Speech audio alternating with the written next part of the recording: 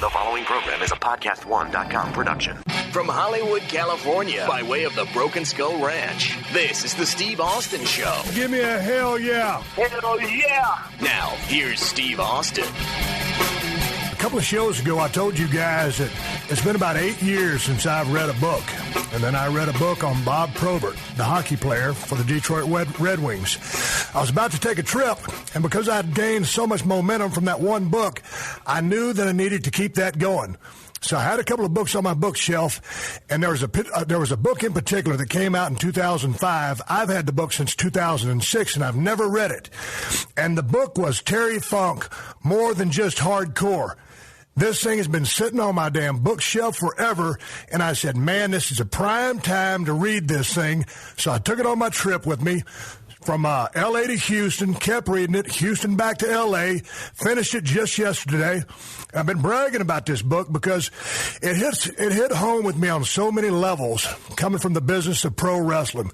And I told anybody that's a true fan of the business that they need to go out and buy this book, because that's how important I think this book is. For any of you cats, whether you're a guy or a gal trying to get into the business of professional wrestling, you need to read More Than Just Hardcore, because it's stories about the business.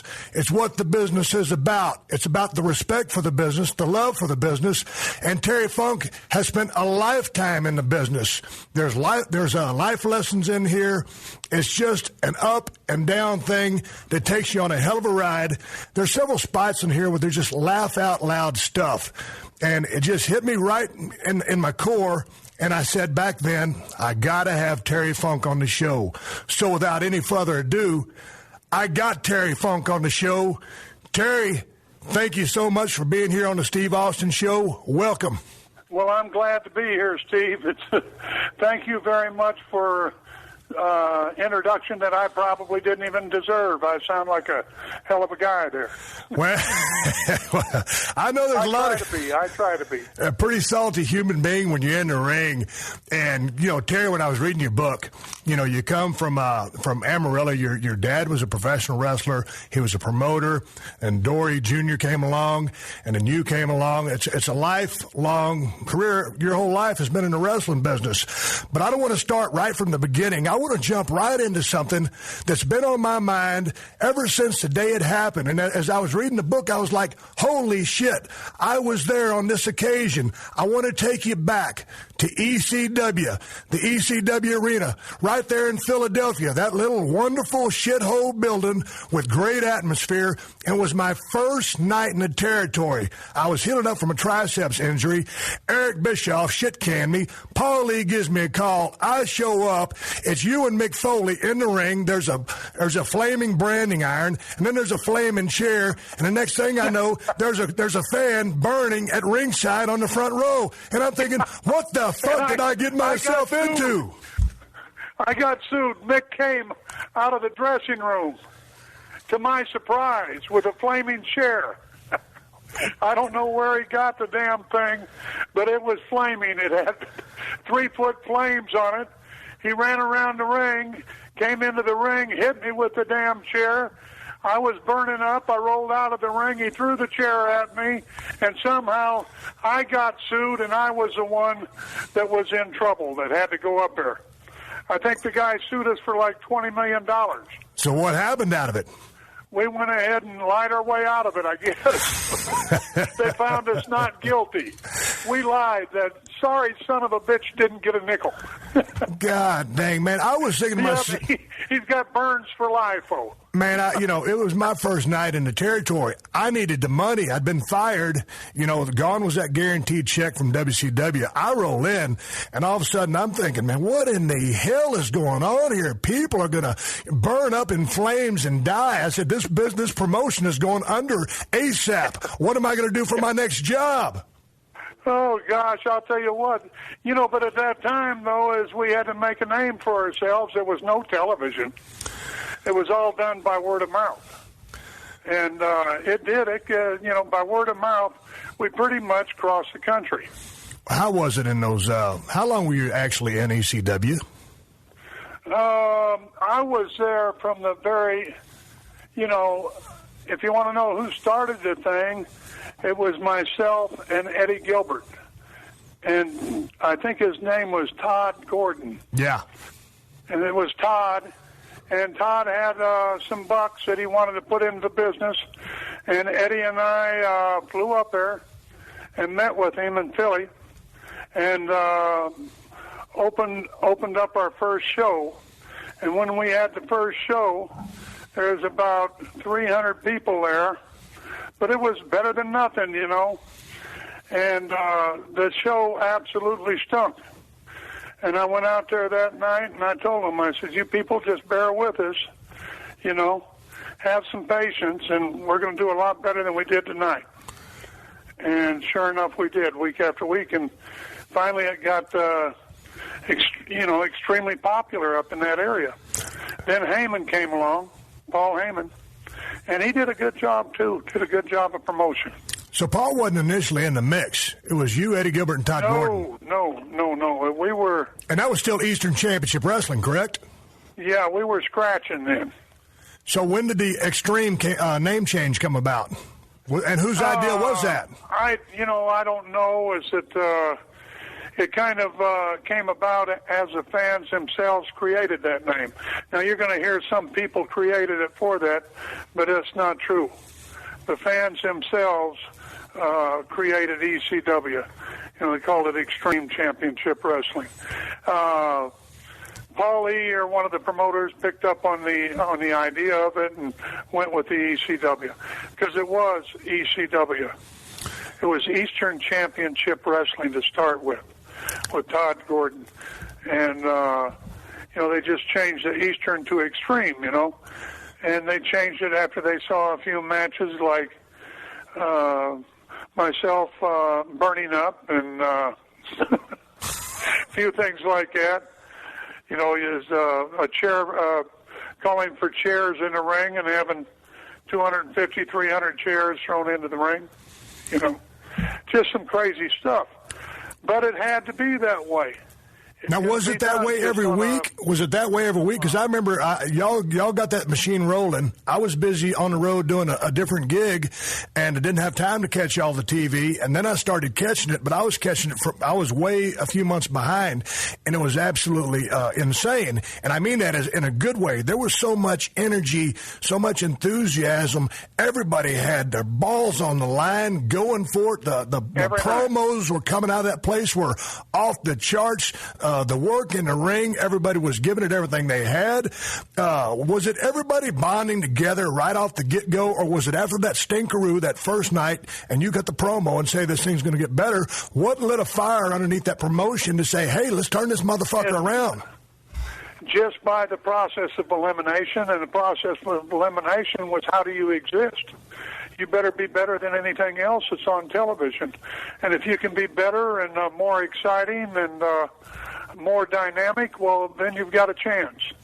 And that's what we knew we had to be, and we had a great camaraderie among the guys that we weren't going to, we were going to go down in a flame if we went down.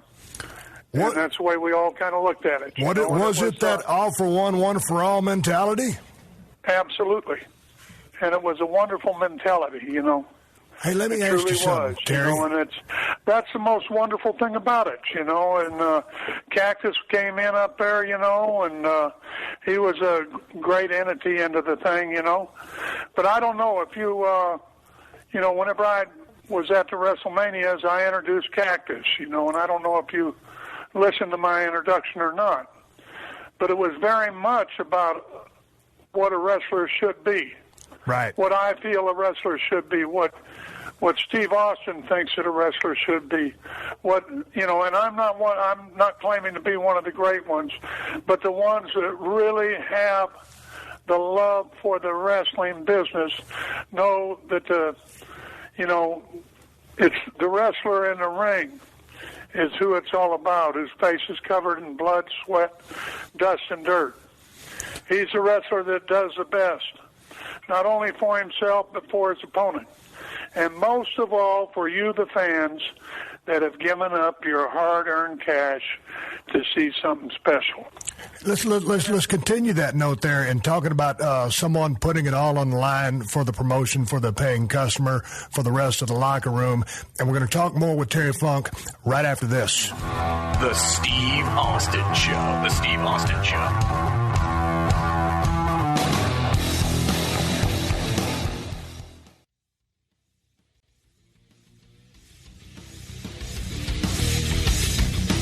Okay, coming back in, we're talking about Mick Foley and people putting everything on the line, you know, for the fans that are paying that hard-earned money, and for the other guys in the locker room who are trying to further the cause. So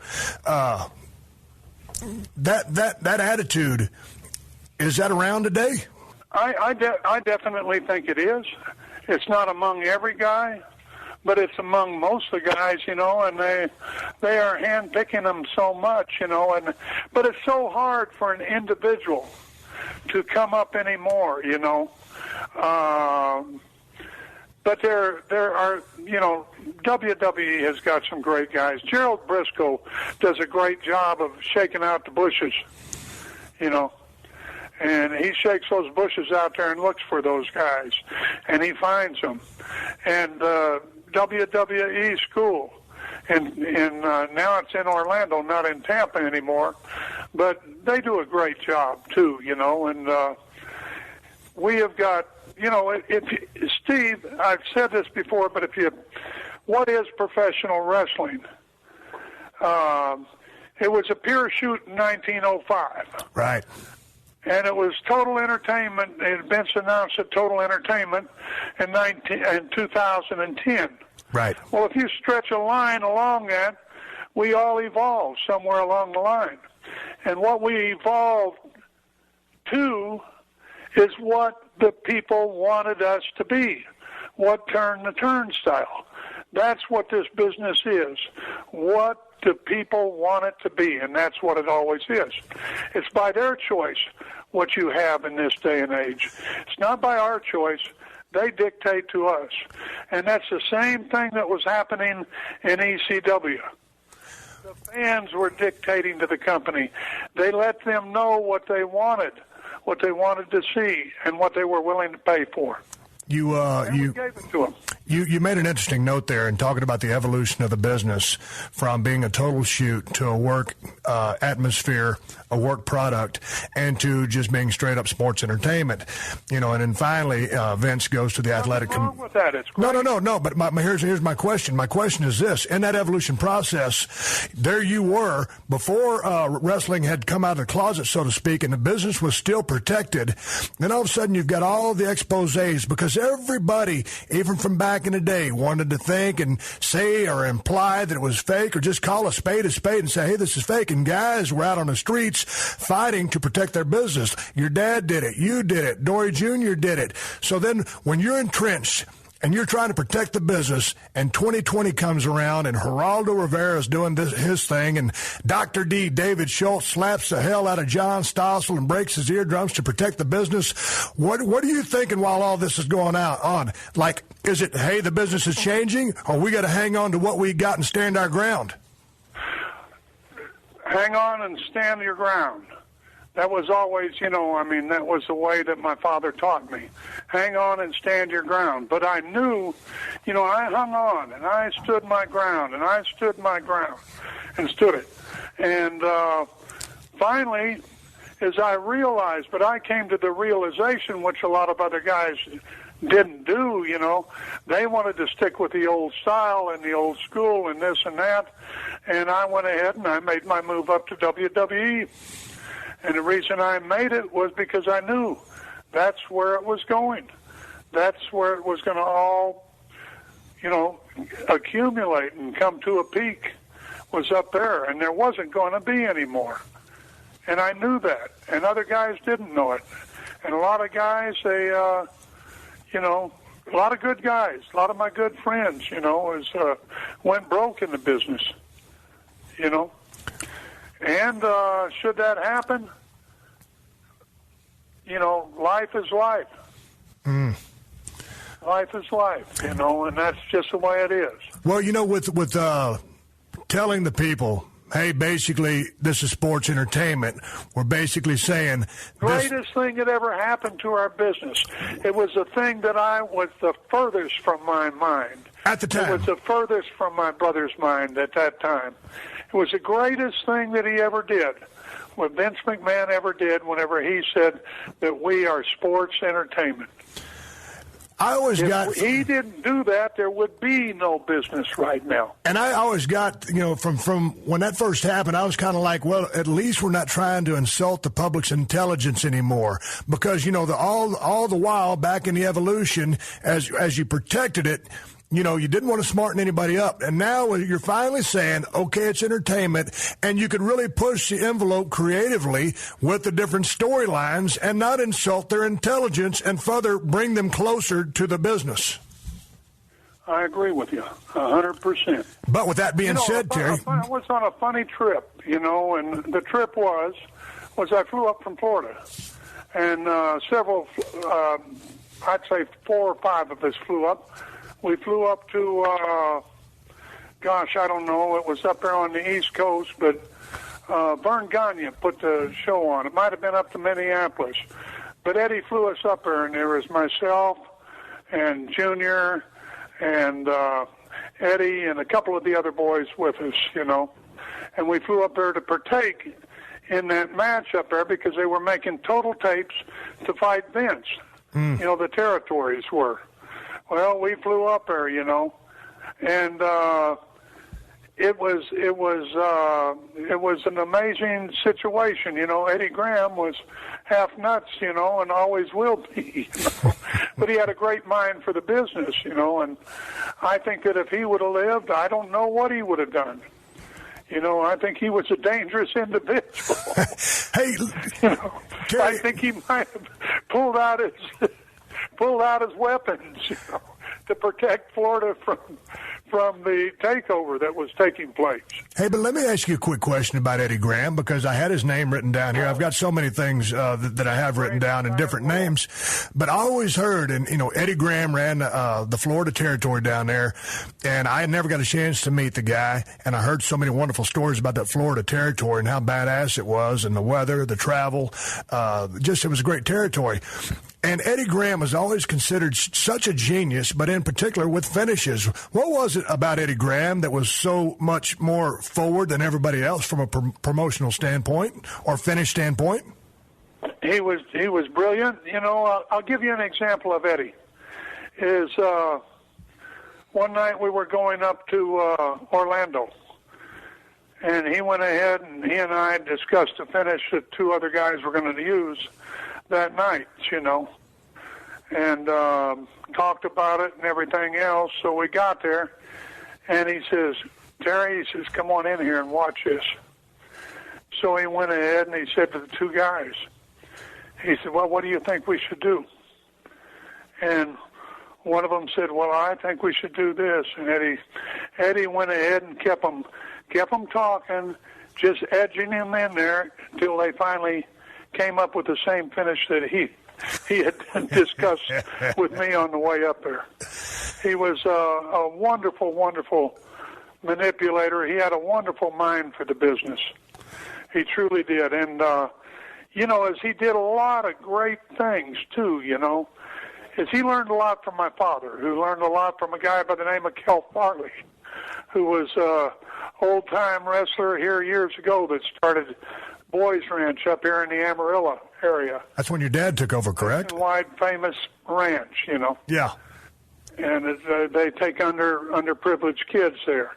But Kel started that place, and my father always preached to Eddie what Kel preached to him. You've got to do good things, Eddie, and my father too, for your community. And you've got to do the right things for the people in the town. You've got to be a good person. And that's what Eddie molded his life after, and my father, too, molded it after the way Cal lived his. And, that's a very important thing, that you're thought of as a good person, and Eddie was a good person. Of course, he was ready to go ahead and fight somebody any chance he got. My dad and him used to, duke it out all the time. Hey, Terry, let's talk about your dad for a second. he got in the ring. He learned how to wrestle, and he was already a wrestler, but he got into the business of pro wrestling. It was a hard road for him to get in, and then he started promoting. And then as I was reading the book, I never really picked up who broke you into the business or who trained you. Was it indeed your father? Who taught you how to work? My father trained me. I started up here. I watched it, whenever I was a kid, 4 years old. All the other kids wanted to play cowboys and Indians, and I wanted to wrestle because my father was a wrestler, and I just always wanted to be a wrestler all of my life. And, my brother was the same way. We both knew where we were going, but my father, he was a great amateur out of Indiana University. Yep. He won 3 state championships at Hammond High in Hammond, Indiana. And then he got a scholarship to Indiana University. Well, he was there under Billy Tom his first year, made the team, did everything, and the war broke out. So what happened then is he joined up because he was going to be in the Navy. He wanted to be, have a bed instead of rolling around in a tent. So he joined the Navy and spent 4 years in it, and he came back. And whenever he came back, he just walked into the Chicago arena, said, I want to be a wrestler. Well, they had a couple of shooters up there, so they said, okay, if you can beat this guy, you can. So he beat that guy. So he came back the next week. They put him in with another guy. He beat that guy. He beat about 5 or 6 of their boys, and they decided to smarten him up. So they smartened him up, So you talk about that kind of heritage that I had in the business, and you wonder why that we thought the way that we did and everything, and we're so set in our ways of staying with, hey, the business is a shoot. Well, it's all of my life at Boys Ranch, and I saw my father go ahead and get guys out on the roof of the school, and there were some trees that were growing up beside it, and guys would knock the business, and he'd say, come on up the roof. They had a mat up there, and he'd beat them up so bad they'd run right off the roof and try to grab the tree limbs. Couldn't reach them, be about 10 or 12 feet to the ground. They were just wanting to get out of there alive. But, I watched all of this stuff, and I watched Eddie do it with Jack and Jerry, and time after time, those guys beat up mark after mark after mark after mark, I did the same thing in Amarillo. My brother did the same thing. Beat up people. That's the way you do it. But if you get one that sticks around, well, they get into the thing. And we started so many great guys out of this area. But they had an appreciation and respect for the business. And going back to when your dad went into Chicago, he wanted to get into business. They put him in the ring with a shooter. He whips his ass. Another shooter. He whips his ass. When you say you got 2 shooters in the ring, and these guys are legitimate, real deal skills for anybody who don't know what a shooter is. Someone who can really wrestle, really fight, really do it all.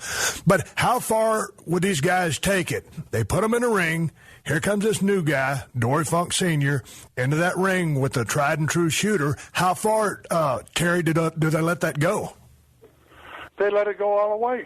And they let it go ahead and go into matches, and because he was drawing a crowd. He was from Hammond, and they had it there in Hammond, in Chicago, 6 miles from Hammond, and they'd have the matches, and the old man would go ahead and go in there, and he would win.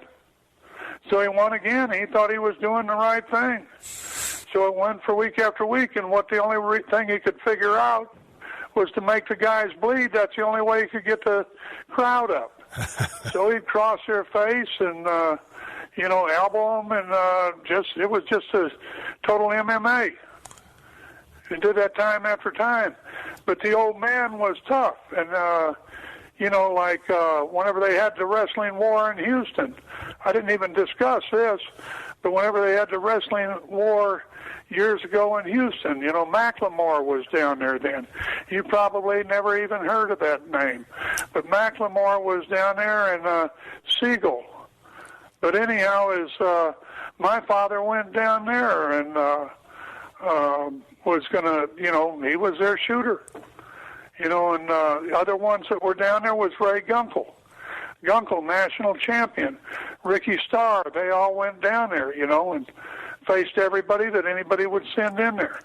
But check it out, Terry. I got a question for you. I'm all over the board on this thing. So your dad's a shooter. I hope I'm making sense. No, you're making total sense. But your dad's a shooter. You can shoot. So can Dory Jr. Well, I don't know if I can or not, Not right now, but I'm just saying back in the day, I mean, you were a wrestler's wrestler. You could mat wrestle. You could chain wrestle. You could do it all. So then... That's why, that's one thing is that whenever they would pick a champion, they always wanted one that could handle himself. Absolutely, and I want to get to that. But my point is, and my question, with all these wrestling skills that you, Terry Funk, possess, you start doing moonsaults. I got it on my notes. It says moonsaults. Really? Absolutely. What were you? How do you go from a mat technician, brawler, wrestler extraordinaire to the moonsault? What were you thinking? What was the thought process, man? Bob Armstrong was in the ring at the time. I was wrestling Bob Armstrong down in Tennessee. So I said, Bob, I'm going to come off the top rope on you. I'm going to do a backflip. I don't know about that, Terry. I said, don't worry about it. I'm going to cover you up with chairs first. So I threw about 30 chairs on top of him. Chairs so always I did make a soft landing. onto the chairs. What year was that? I don't know. I was in my 40s, so. But what possessed you to go up there and tell Bob Armstrong you're going to do a damn jump off the top turnbuckle on him? I'm 40 years old. I got to excite the people. You got to do something. First time I saw you in the ring, I knew you were going to make it. I knew you was going to make a lot of money, and I went and I talked to you, too. Where was that at? I think it was honestly and seriously up there in Philly. I don't know if you were up there or what, but did you wrestle there for ECW one time? I've been watching you on Dallas, I think it was. Yeah.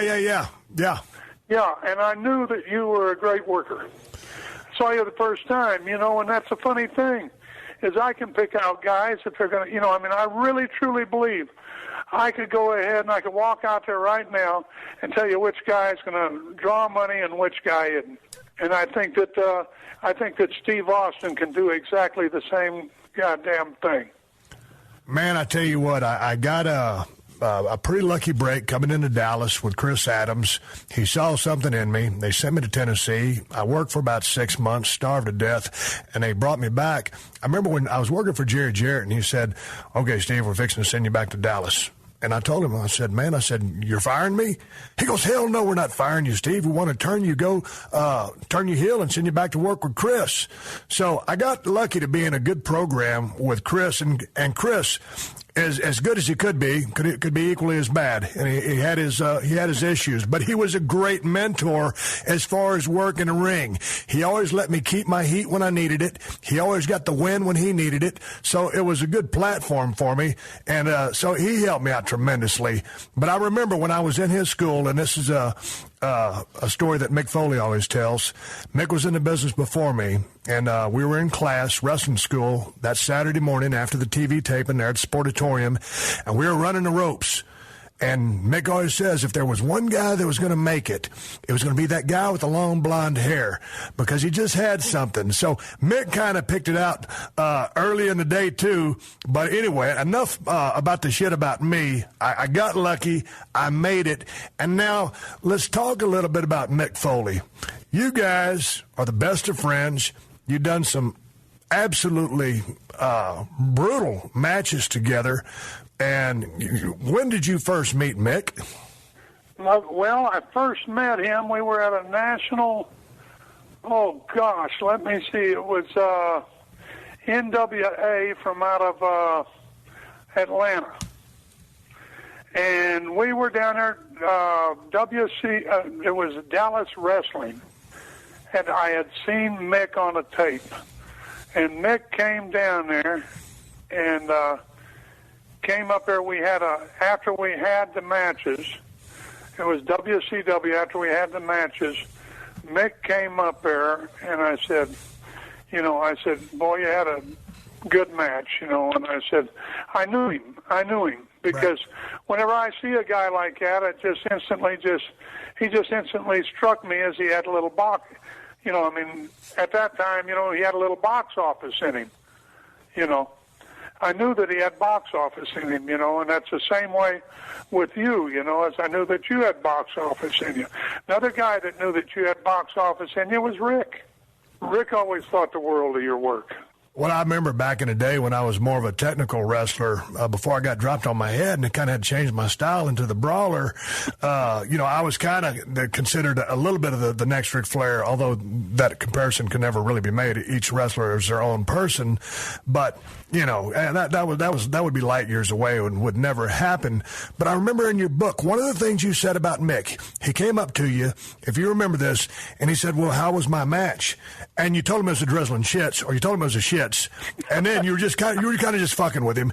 But then you actually said, "Kid, you got potential. I see a lot in you, but you're taking too much of an ass whooping. I mean, yeah, we're plain to see that you can get your ass beat, but you got to be more vicious in the ring. You got to have more offense." That's exactly what I told him. That's the exact conversation that I had with him.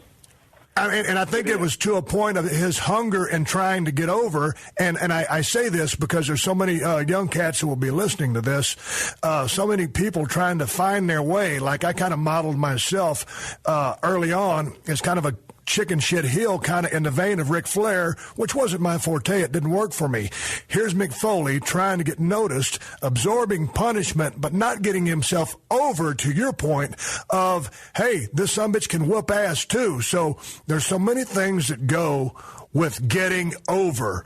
And I think when you opened up his eyes to that, that certainly allowed him to turn the corner. I know that I took him over there to Japan, and I know that he did a wonderful job over there, you know, and Mick he's the, you know, epitome of a wrestler, you know what I mean, of a great wrestler. He's not in there to hurt that opponent. He's in there to make his opponent. That's what we all got to remember, you know, and the other thing that we got to remember is the better we make our opponents, it makes you that much better when you beat them. But, you know, that was one of the things that I always loved about working with Mick because, man, I had some classic matches with that guy, and it was a very mutual respect, and I was snug in the ring. Everybody knew that. So that, you know, but that's just the way I work. But total respect for the other cat, and I was never trying to hurt anybody, and I damn sure wasn't a shooter. But my point is, every time I worked with Mick, he put it on the line every single night. It didn't matter if there was 20,000 or 50. Mick worked his ass off because people paid their money, and that sumbitch came to perform. And I think that there truly is a lot of guys that have that feeling in the business, you know. And unfortunately, some of them are at a different level. But they do have that, you know. There's so many guys that have compassion for our profession that are in it right now. And that's the only reason they're in it is for the compassion they have for it, you know. And you run into the assholes, too. Yeah, there's... You know, there's always assholes in every business. Yeah, there is, and these feelings of hunger and trying to satisfy the crowd, I mean, obviously are not exclusive to you, me, or Mick Foley. They're, to your point, yeah, there's a lot of guys out there like that, but to my point, there's also a lot of cats out there that will sandbag when the house isn't what it is. But you mentioned when you took Mick Foley over to Japan, you spent a lot of time over there. First of all, you know, because.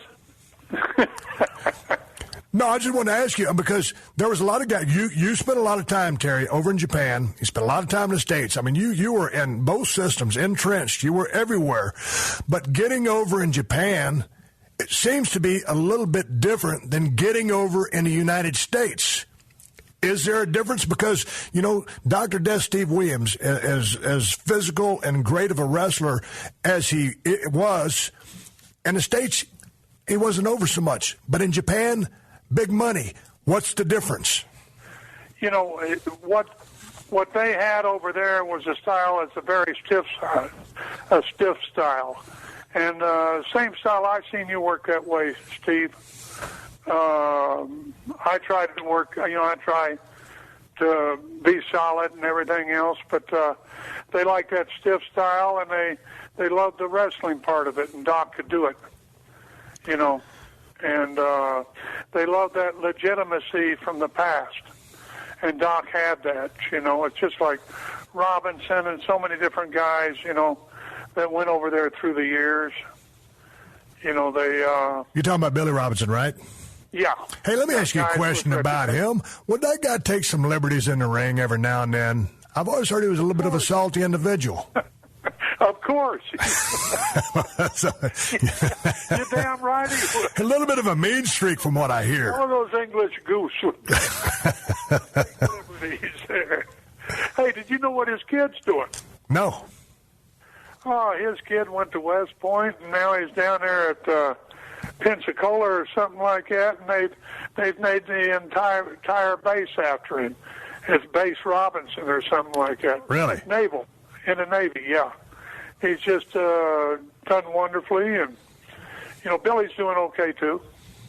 I want to ask you... And I like to see that whenever some of our guys are doing all right, the older guys. You know what I really worry about, Steve, and I'm not kidding you, and this is a scary thought, and I'm not trying to point the finger at you know, by saying this guy is that way or that guy is that way or anything else. But, you know, as I go to the Cauliflower Alley Club all the time, and I definitely notice that there's some of us that are having problems in older ages, me included, that, you know, I think that the bumps take their toll. The bumps do take their toll. Yeah, on the head. Absolutely. You know, the head shots that we take through the years, you know. Let's talk a little bit about that. The bumps, the grind, and the travel. Let's talk about bumps right now, and then I really want to get into the travel because you have some very interesting things to say about that. But these days are bumps to the head, chair shots. Yeah, that's my old man told me a long time ago. He says, Terry, he said, don't do that shit. I was wrestling Harley Race in Amarillo in a Texas death match. And I got out of a chair, and Harley did too. And we tried to beat each other's brains out. And my old man told me, he said, Terry, he said, don't do that crap. He said, one of these days you won't be able to think if you keep on doing that stuff. Well, you know, the thing about it is, Terry, as you well know, And I'm not thinking very well. Well, I know, but, you know, to your point, you know, you come from this wonderful background of amateur wrestling, and like a cat like me, who's just a straight-up football player, goes to a professional wrestling school run by Chris Adams, and it was basically learn how to take bumps, protect yourself when you fall, and a couple of wrestling holds. And then, as you know, everything else is on-the-job training. My point is, never in any professional wrestling school that I know of do they teach you how to swing a steel chair. So many times you roll into a damn angle, a match, or whatever, your first day in a territory. Oh, you're getting the finish. Bing, bang, boom. You run in with the chair, knock the dog shit out of this guy, do this with that guy. And you're trying to protect the business, but you're trying to protect that guy. But when push comes to shove, you've got to swing that chair, and it's up to them to block it or not block it. So, man, my point is, chair shots hurt like a motherfucker. I was always one of those guys kind of put up my hands if I seen it coming, but, man, they can do a lot of damage. Absolutely, you know, and it's, you know, as you look at football, too, though, you see those linemen getting on that line, defensive and offensive interior linemen. You don't see many of them doing the, doing the commentary for the NFL, do you? Yeah. You know, you see those quarterbacks, so... Yeah, oh, yeah. Yeah, they're all over that, the announcers. They hire those guys as announcers. Those linemen, they got them hid somewhere. Oh, no, but, you know... Can't think. Can't remember their name. It's hard to move around, but, you know, with all the... We're talking about the chair shots and the bumps. I want to go into your first reign as a world champion, NWA world champion, because you traveled so much. But before we do that, and we're talking about these headshots, I'm going to take a little bit of break, and I'm going to come back with Terry Funk, and we're going to talk headaches, hassles, and horse shit on the road to professional wrestling. Be right back. This is the Steve Austin Show.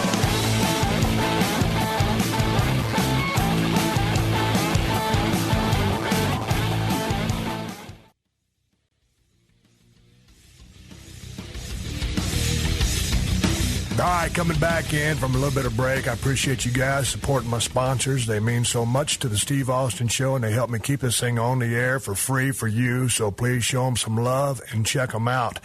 When we left off, we were talking about chair shots and a culmination of injuries. And before we go into Terry Funk's first world title reign as NWA champion, Terry, let's go down with right now inventory on your body. The kind of injuries you've sustained, or surgeries, broken bones. How are you? You're still in one piece, probably a lot of duct tape and baling wire. I'm the real $6 million man. That's why I kept on going back out there to California. Because at the time, nobody covered anything as far as the wrestling business goes. So I'd go out there and get, I think at the time it was 12 or 15 grand or something like that, make that. And I'd have entire insurance in, You talking about your SAG insurance? Kept on doing that, and kept on going back, and then I go back to wrestling later in the year. So finally I found out I was just a year away from retirement. So I went back out there, and I am a retired artiste. But what I do is I have had total medical and still do. But I've had so damn much, and I'm thrilled that I did that, and I would consider myself a genius for doing it. Well, that's one of the hard things about the business is because, my whole life I never had, this is a straight up deal. I never had any insurance at all.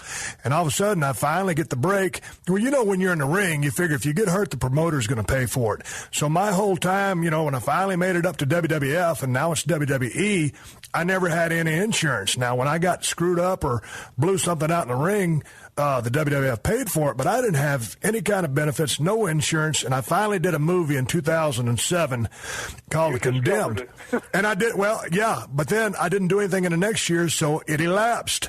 So finally I got back in the game and made another movie, and so my point is, guys like us are so hard and expensive to insure that it's beyond insanity. So now I keep my credits, to your point, like you are, to keep the SAG insurance, because, it sucks ass. Oh, I'll tell you what, it's a great insurance, SAG is.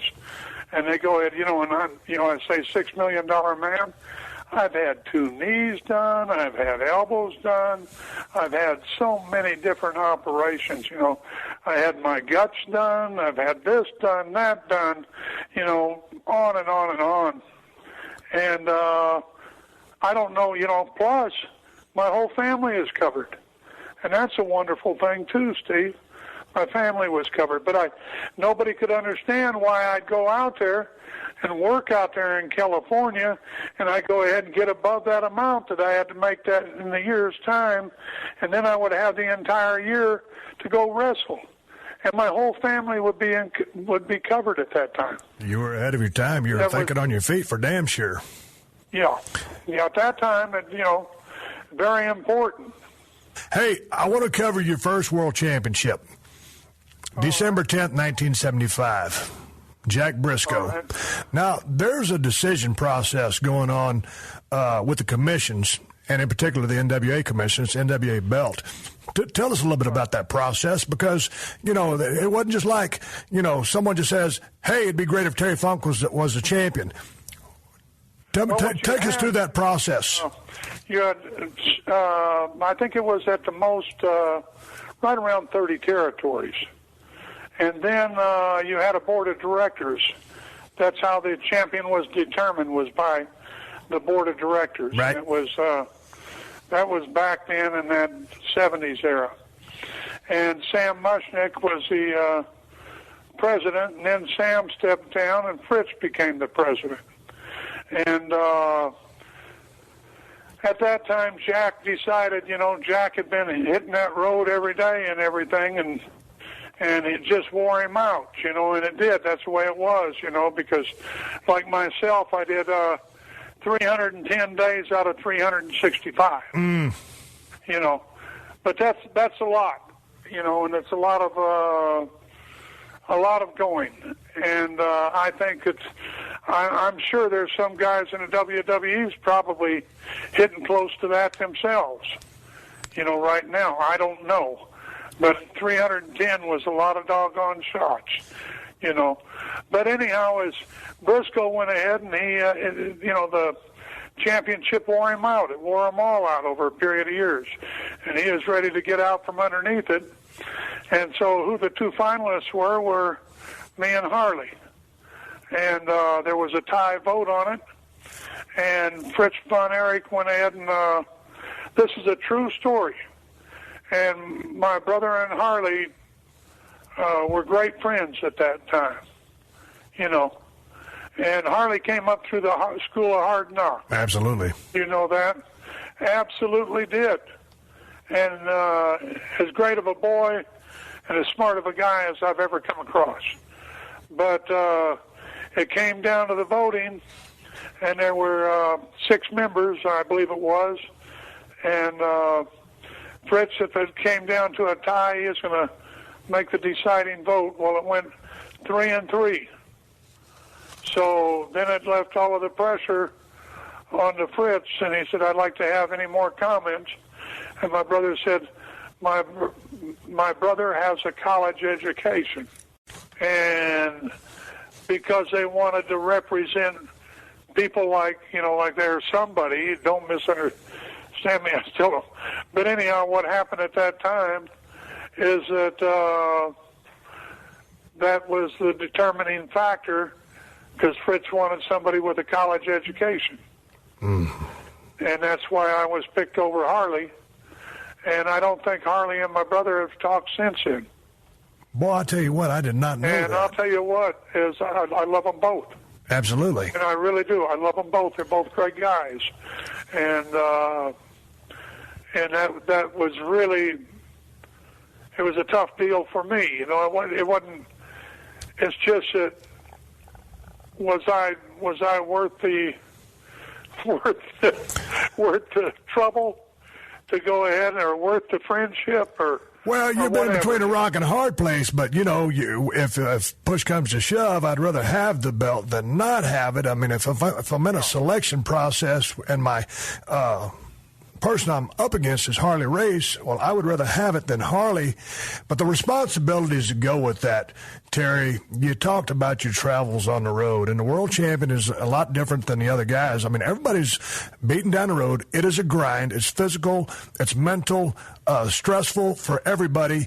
But that world champion, many times he's traveling by himself. I mean, because he's going to be in different gigs, booked in different places.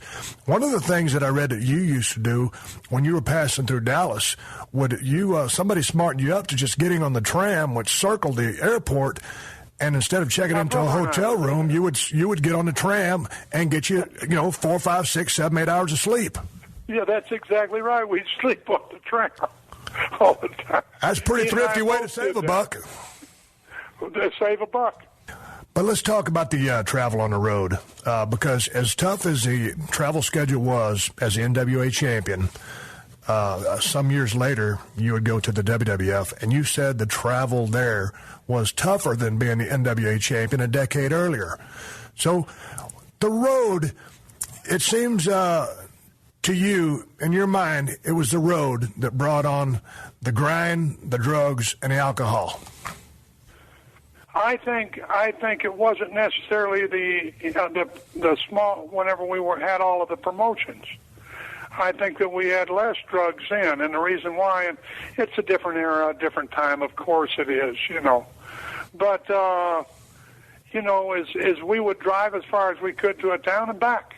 Right. That's as far as you went, and you were at home with your family every night, or close to every night. You'd have it 1 or 2 nights out sometimes, but, in a week's time or 2 weeks' time. But basically, you were in a territory where you drove. And that territory, though, what was so wonderful about that is because you had a schoolroom there. And the schoolroom was whenever you'd get into the car. And whenever you got into the car, whenever you were just starting out, you had to get into the back seat. And usually there was not only two of you, but maybe three. And the seat would be pushed all the way back up against you. And you'd listen to the old-timers, and you'd love every minute of it, though. You know, it was a great education. The road was a great education to the business. Now, where do you get educated? All right, let's all go to Chicago tonight. Well, I'll catch this flight, I'll catch that flight, you catch this flight. You're not really together. You're not in that confined atmosphere of a couple of old guys going ahead and talking bullshit to you, and serious bullshit too. You know, that doesn't happen anymore. You know, I mean, but I thought it was a great thing through all of those years. And listen, as I understand today how they have to do it, and they're doing a great job. I'm telling you, I watch those boys, and I'll tell you what, they have got better athletes than what we had. And I'm sincere about that, you know. But with being on the road, Terry, with being on the road and always trying to occupy time, inevitably there seems to be, or was, at least when I was around, you know, a lot of booze and a lot of drugs. Is that exclusive to being on the road, or does that just go with the entertainment business or the sport of professional wrestling? I think it definitely, that's a tough one. You know, the way you put that, I never have really thought about it that much. You know, it was booze when it was booze, you know, and it's the turning loose of them, and with the drugs, you know, drugs is a funny thing. You know, people want to be close to the wrestlers, you know, and they will provide them with drugs. They will provide them with booze or whatever, just to be close to them, you know. And the tough part about it are those individuals, and listen, I've not always been perfect, but for those individuals to go ahead and be on that road by themselves and to say no. Whereas the football players are not on the road by themselves.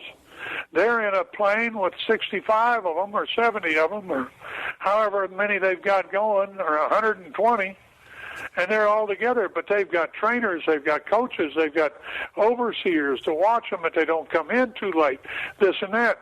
But who looks after those kids? I mean, the wrestlers. It's we funny thing. don't have that. Yeah, but even back in the day, and now, you know, obviously things have changed from when you were in the ring, me in the ring, and now these guys today, they've got trainers and doctors flying around with them. It's a whole different system when you and I were around, kind of back in the caveman days. But yeah, it's great. But man, to me, it was just and the things I did, and I was always more hanging with the drinking crowd. But it was a way to pass time. It was a socializing part of it, just passing the time. But one thing led to another, and then, you know, here we talk, and it's 2013, and you have, you know, and over 50 of the guys that have died in the last 10 years or whatever it is. I don't have any statistics on that. But every time, not every time, the last time one of the boys died, this always, I bring this up because it always bothers me. And I made it out alive. So did you. And everybody should.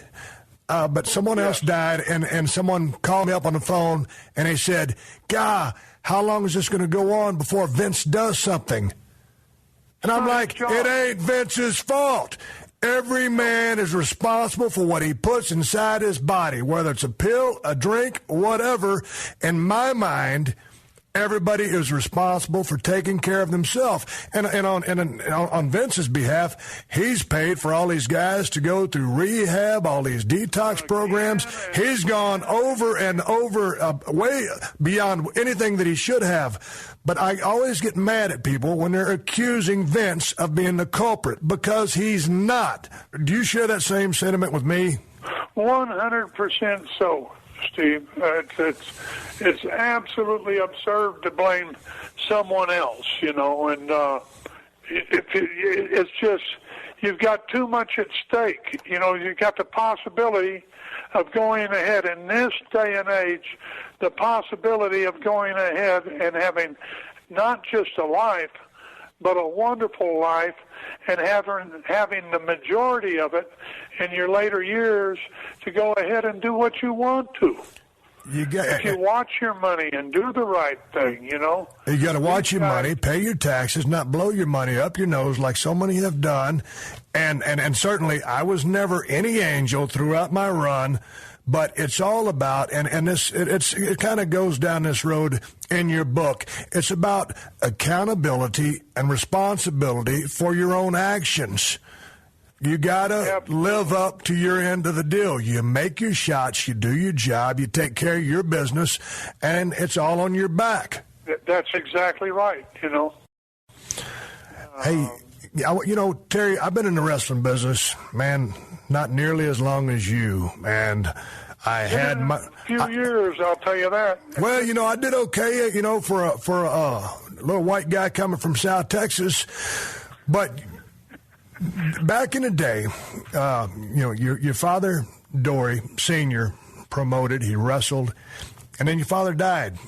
And you took over that Amarillo territory, and you, according to your book, I mean, you immerse yourself so much into the business and probably working in the ring, booking, running everything, so much that you totally, you know, built up a wall between yourself and your wife, Vicky, and ended up getting a divorce. 100%. She left you.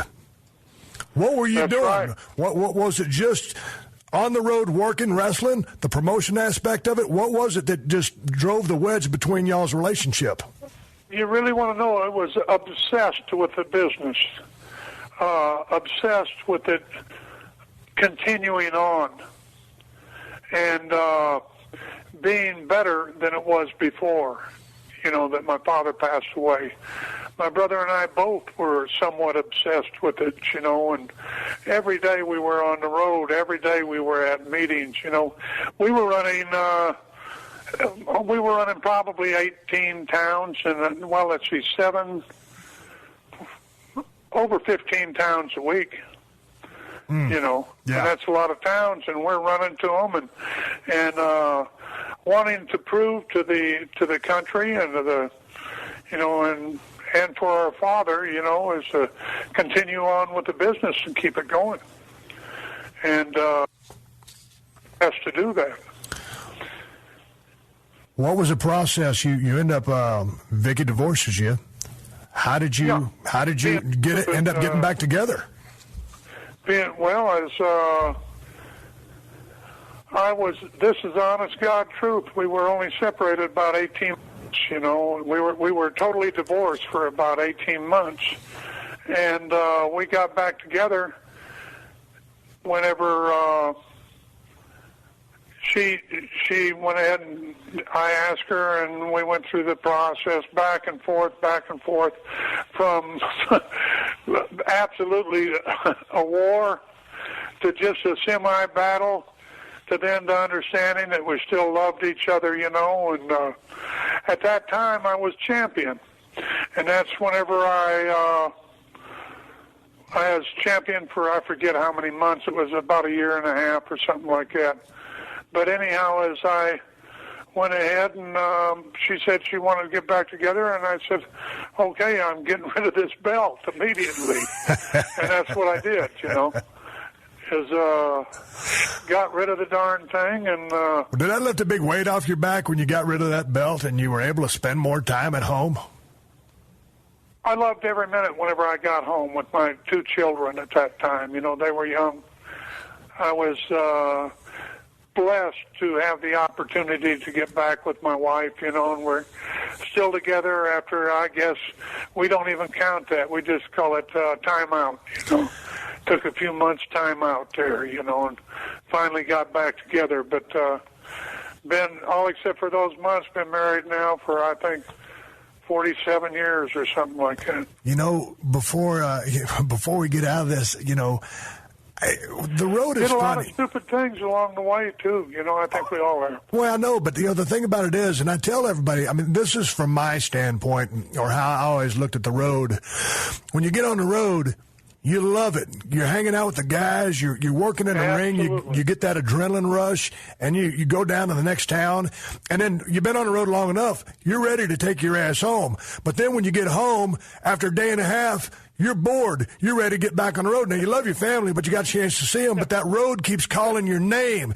That road is saying, Steve, get your ass back out there. So, it's that kind of dynamic, and I tell people, you kind of go into zombie mode. You're fully functional. You're aware of everything, but you just go through the paces, and you're drawn to the next town.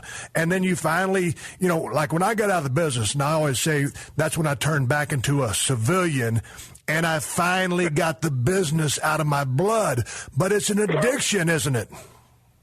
It's not out of your blood.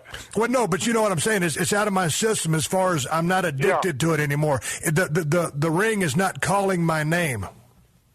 That's right. That's right. That's the way you want it to be, too. And you're retired, but nobody, like people ask me about me coming out of retirement so many times. I said, well, if they offer me enough money again, I'll come out again. But right now, you're talking dollar signs right there. So right now, if the dollar signs aren't yelling at you, that's one thing. But you don't still hear that voice calling your name, do you? No, not at all. Gotcha. Not at all. I want to talk to you. I want to shift gears because there's one thing I certainly want to talk to you about, and that's promos.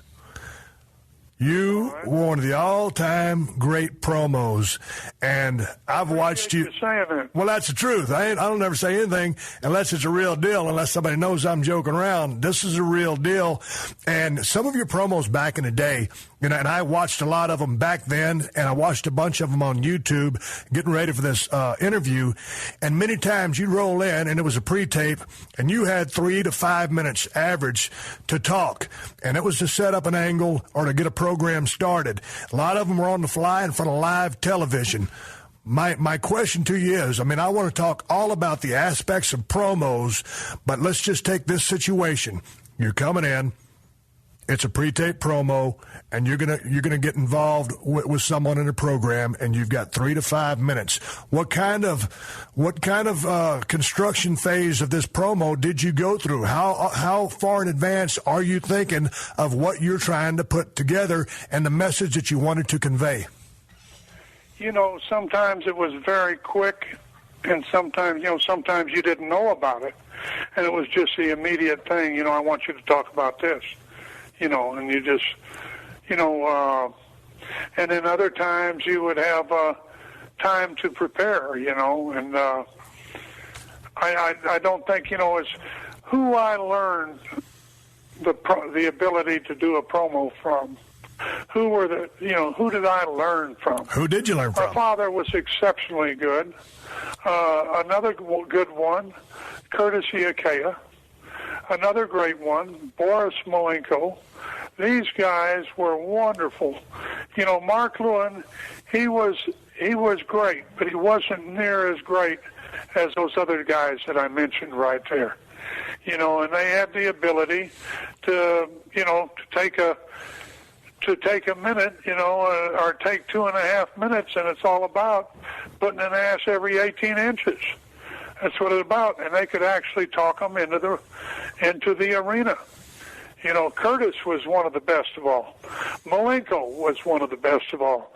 I wish that guys would have some access to Boris Malenko's promos whenever he was alive.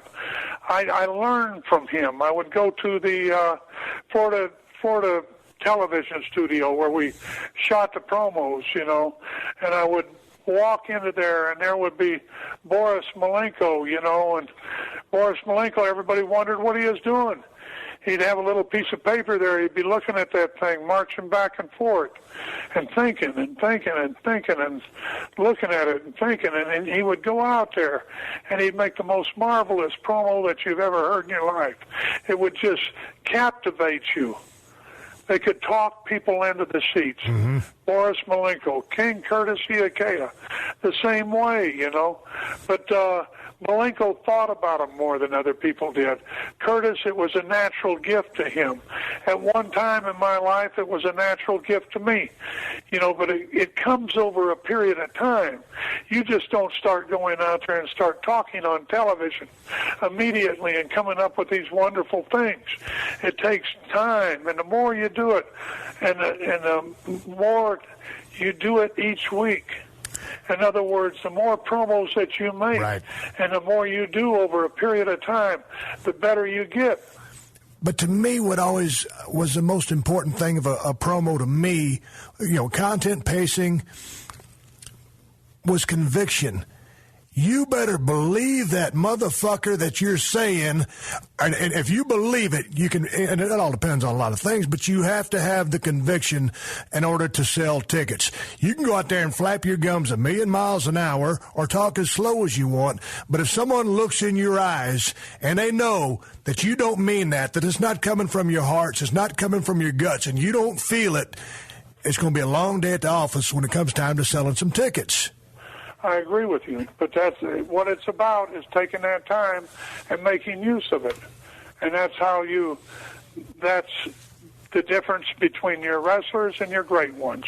If they can do it all, they have to be able to do the promos, they have to be able to do it in the ring, they have to be able to do it all, I truly loved doing promos through the years, but I was always believed in being on the fringe. That was very important to me, and sometimes it was taken the wrong way. Right. And what I mean by being on the fringe is hitting home with people, Kind of like, would say, bordering on a shoot. Yeah, bordering on a shoot, bordering on something that they know, that the fans know, hey, he does not like what he's saying. This is not just normal. He doesn't like it, and the guy doesn't like it, but he has to address it. And I think that really is a defining point in promos. I think you have to be on the fringe. I think you have to be right on the edge, and that edge can sometimes, and I had it happen to me through the years. Don't want to say with who, but several guys. They'd go ahead and they'd actually get PO'd at me because of what I said on the promo. There's a couple of those guys in the book, but in delivering that knife edge promo, there is those creative spots for the response, and it's up to the recipient of that promo to find that opening and boom, dagger right back to further the box office draw of that match. Correct? Correct. You're 100%. You got it. That's it. There's no use in getting mad about. Now, don't get me wrong. If someone just does a total shoot and it exposes something you didn't want exposed, well, that's the wrong kind of promo. But I'm talking like you, almost, no. straight up, kind of on the shoot side, but still in the vein of trying to draw money. And we both know the difference. But it's up to that other side to say, oh, all right, motherfucker. Well, I got this for you, and that's where the good magic starts happening. That's when the magic starts happening, and he damn sure does. And I don't care what he says about me at that time, because it's putting ass every 18 inches. Hey, and drawing great money, and you work with so many guys and so many classic matches, but just because I was on YouTube, and back in those NWA days, and you and Ric Flair and Dusty worked so much together, and Dusty and Rick had so many matches, and you got a chance to work with both of them. So when you got in the ring with each guy, and you're all the same level, but what's the difference between working with now, obviously, I know that Dusty was a bigger guy, and the mechanics of the match was different, but what was the difference just between being in the ring with Ric Flair and being in the ring with Dusty Rhodes? You got 3 Hall of Famers, and you're working against both of them. So what was it like with each guy? Is both of them had charisma out the ass. Yes. That's what you want. And you can't get any better than those two when it comes to charisma. And Dusty is totally different. Rick did it through, he did it through hard work and the American dream. I don't know exactly how he did that. Right. But he did it through talking. He did it through his promos. There's a guy that I didn't even mention about his promos, was the greatest promo maker in the country. He didn't have to do real well in the ring, but Dusty could do well, and he did do well. You know, you know where Dusty came from? He came from right here, Amarillo, Texas. Yep. He actually came from Austin, but played football at West Texas State. You know, played baseball here, too. Pretty damn good athlete. A little nuts, but he's a pretty good athlete.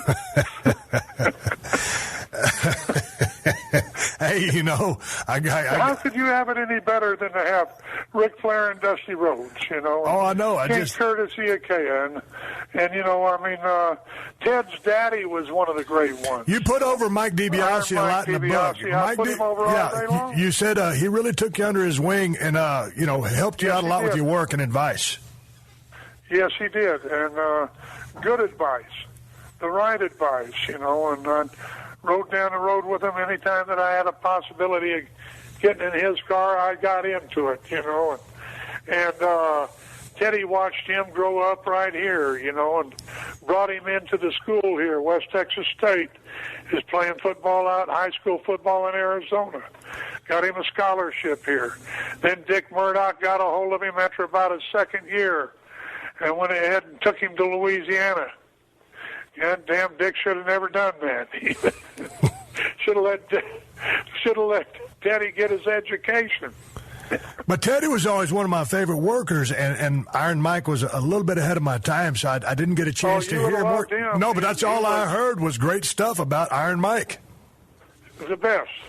Also was a great amateur, 2 or 3 times national champion. Hey, I've been saying all these good things to you and all these good things about you because they're all true. But Here comes the ringer. I'm about to cuss you like a dog. I'm not going to cuss you. Here's a question. This is straight up. Did you guys invent the triangle match in ECW, which turned into the triple threat match in WWE? Hell, I invented all of those. I know. That's what I'm mad about. I hate if there's one thing I can't stand, it's a triple threat match. And I read in your book that you invented the son of a bitch. Yeah. What about the ladder matches? Oh, I had a ladder match one time with Vince and Shane, and we were using like those little 3-foot ladders because I'm damn near crippled. It was the most embarrassing pay-per-view I've ever been in. You know, the triple threats, Terry.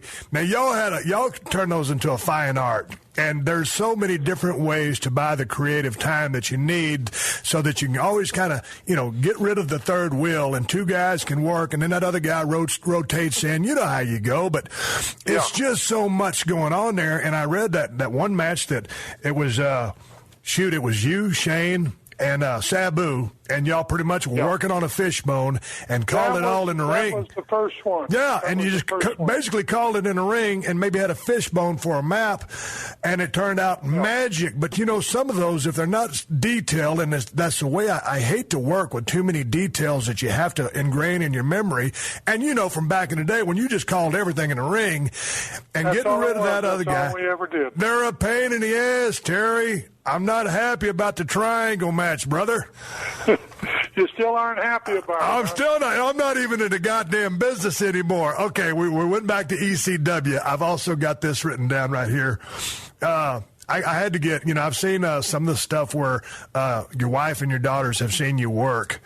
And, you know, all through the days, and then all of a sudden you're doing all the hardcore stuff. What are they thinking when they're watching you do this crazy stuff? Because, I mean, I know it's all calculated risk. You know what you're doing. You're a brave son of a bitch. Put yourself in their shoes. What are they thinking? They bawled a lot at the matches. Mm-hmm. You know, and that's hard to watch a loved one do that. Something that my wife, you know, I didn't want them doing that, but you know, they watched and they believed, you know, and never did smarten them up until they were about 15, 16, you know, and smarten them up then, you know, and they really appreciated the business, you know, and I just kind of followed the same road my father did. You know, his way he smartened me up, you know, I was afraid, I was smart, but I was afraid to say anything like my face slapped or something. Yeah, the hardcore stuff there in ECW, and then the stuff I read about you and Mick Foley doing over in Japan, barbed wire, explosions, thumbtacks, total brutality. I mean, you guys are literally, you're working, but you're taking a shit pile of punishment just from the elements designed into that thing. You're getting burned. And then you get on a flight after you patched yourself up or maybe went and saw a doctor, second, third degree burns. Man.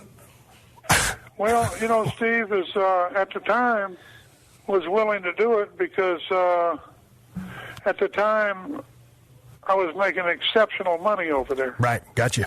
And there were, at the time we had no TV. In that group that was there, it was just an independent group. But at that time, we drew 44,000 people. God damn. So that wasn't a bad deal, and I didn't get paid enough, but I got paid a lot. And what I could do at the time was go over there for maybe 4 tours of 3 weeks apiece, 12 weeks in a year, 16 weeks in a year, and make great money and come back home and, just kind of the reverse wetback. Like those Mexicans come up here and go to work and go back home. Live good. I was going to Japan, going to work, coming back home and having a lot of time off. And I'll tell you what, you guys were hitting the pavement every day up there in New York. I mean, you guys bust your ass for your money. And I know because I'd been there before, and it's a rough road to hoe up there, and it's a lot of work. But I was just trying to figure out again, the easiest way to support my family well and make it to where life's fun.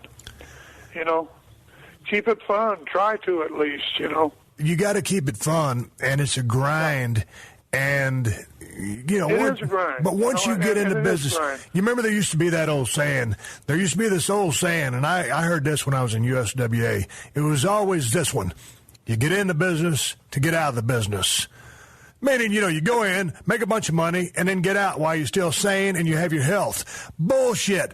That doesn't happen. No one wants to get out of the goddamn business. But, it's a love for the... And it's really... And we all say, we want more. It's not we want more. We want more. Yeah, we want more. Not money. We want to work more. You get in the ring again. But you know what, Terry?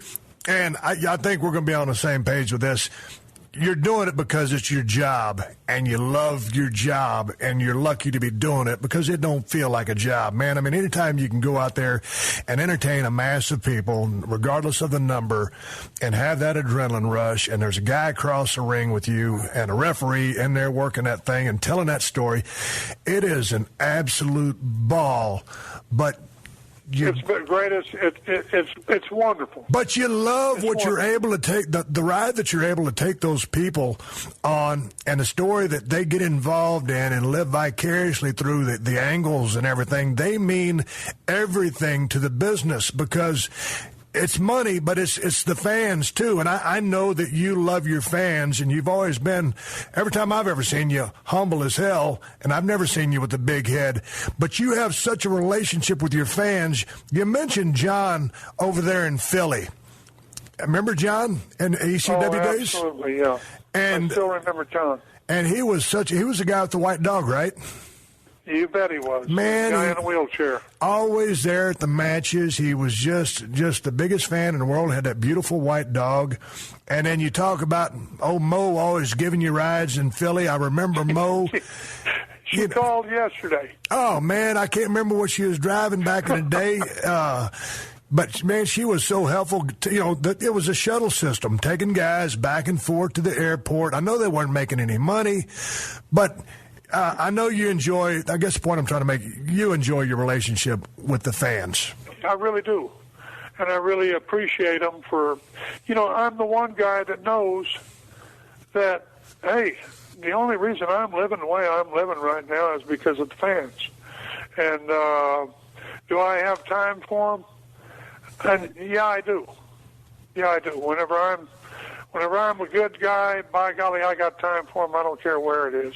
They are the reason that I am sitting here looking out this window right now at this water and this lake. It's beautiful, and able to go ahead and be in a rocking chair and rock back and let a few farts. And it's not a bad life, is it? Well, the reason I'm living that is because of the Moes of this world and the fans of this world. It's been a wonderful 90 minutes with Terry Funk, one of my all-time favorites. 10. I know, and I know it's going to be easy talking to you. And I was doing, I made sure I finished the last few pages of the book. Again, the book, and I suggest that everybody who's a wrestling fan go get this book. It's been out since 2005. I just read it. It's called Terry Funk, More Than Just Hardcore. It's just the history of the business, the passion of the business, and what goes on the road, and a little bit of the insight without exposing everything, and David Copperfield showing you his magic tricks. It's a great explanation into the inner workings of the business. And before I say goodbye, Terry, with everything said and we've talked about today, I'd love to have you on again, but is there anything you regret doing your entire time in the business? Jumping off something you shouldn't have, blown something up, or you just leave it all as it was? I would leave everything as it was. I wish that I would have had more time with my father. Mm-hmm. You know, that's one of the things, regret, don't regret a thing. I think one time Cactus and I were wrestling you. I think it wasn't somebody else. Had the opportunity in the ring to be in the ring with you, and the only thing that I regret is that we didn't get to beat you guys. Beat us. You son of a bitch. I would have loved to beat you one time, Steve Austin. Then I would have really bragged about you. I'd have said that you were the best. You were better than Lou Thez. Oh, Jesus if Christ. I would have gotten to go over you one time. Throughout the book, you keep going back, and it was all about spending more time with your family. You went down a hell of a damn road. You got divorced from your high school sweetheart. You got back with her. You talk about watching your two daughters grow up and how much you valued that time. And I'm at that same place right now. I never won Father of the Year. I was always gone. And I'm working my ass off, and I could have done a lot better. But now I'm out of that ring. I love being with my wife and my dogs. I'm enjoying life. It sounds like you are too. I want to say thank you very much for being on the show, and I wish you nothing but the best. Had a great time with you, Steve. This has been a PodcastOne production. Download new episodes of The Steve Austin Show every Tuesday at PodcastOne.com. That's PodcastOne.com.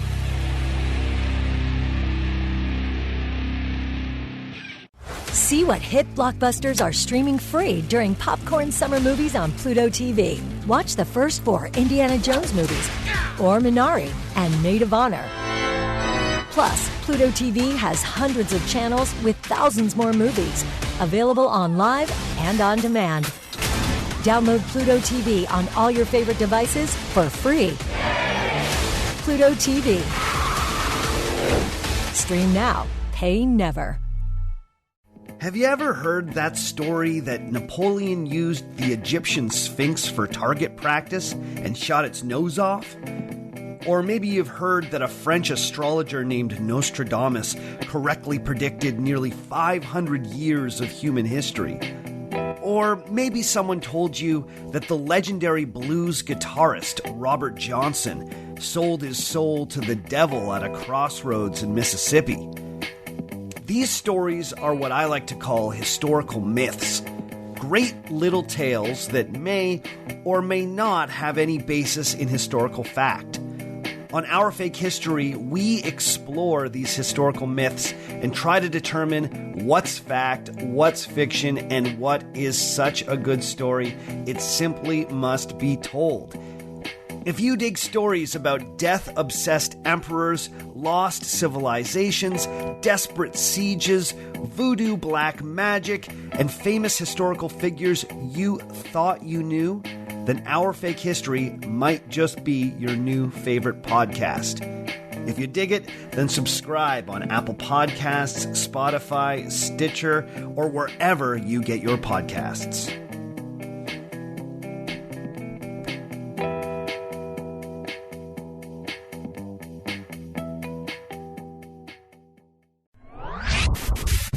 Yo, what's good? It's your boy, Big Brother Jake, a.k.a. Jake Warner, my government name. Check it out. I host a show called the Big Brother Jake Podcast, and I've taken my talents to the biggest and baddest platform on the planet. That's right, baby, PodcastOne. My show is unique as I talk about everything. Life, sports, entertainment, being a single dad juggling several jobs. I'm a hot mess, but it's damn entertaining. Subscribe and review now on Apple Podcasts and listen on PodcastOne or wherever you get your podcasts.